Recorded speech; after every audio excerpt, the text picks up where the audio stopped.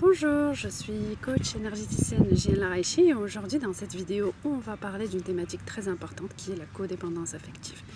C'est un terme qui est très connu aux États-Unis et très répandu partout dans le monde. Par contre, la terminologie en elle-même n'est pas du tout très vulgarisée dans le monde francophone, donc je vous l'introduis. Le codépendant est une personne qui aime sauver les autres. Il aime tellement sauver les autres qu'à un certain moment, il commence à les contrôler et surtout ne pas s'occuper de sa propre vie. Et c'est de cela finalement que commencent les problèmes. C'est qu'à force de contrôler les autres, il finit par avoir des conflits avec eux. Et puis il finit par ne plus se consacrer du temps ni à se faire passer en premier. Donc ce qui fait que, premièrement, déjà, il commence à s'entourer énergétiquement en termes de fréquence avec des personnes à qui il doit donner. Et donc forcément, il ne reçoit pas d'eux. Donc ça peut être des personnes qui sont narcissiques, qui aiment beaucoup recevoir. Et puis c'est également bien sûr des personnes qui sont dépendantes. Ça peut être des personnes qui travaillent trop. Ça peut être également des personnes qui sont addictes à la drogue, à la boisson. Et finalement, à force de trop donner et puis finalement ne jamais recevoir, c'est une personne qui commence à avoir énormément de manque et puis à être émotionnellement très impactée.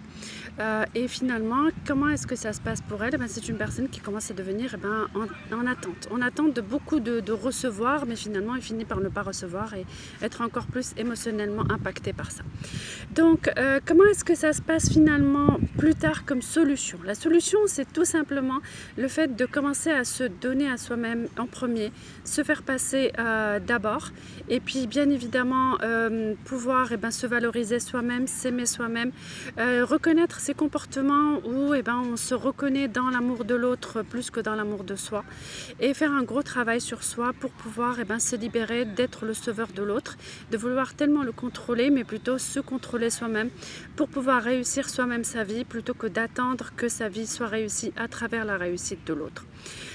Pour cela, vous pouvez faire un travail sur vous-même à travers toutes ces infos que je viens de vous dire, ou en le faisant par vous-même, ou en faisant appel à moi pour vous coacher sur cette thématique-là, ou à travers un accompagnement individuel, ou par le biais des formations que je propose, puisque je propose des formations de temps en temps de codépendance affective, dont je vous laisserai le programme pour que vous puissiez vous inscrire si ça vous intéresse, de vous libérer de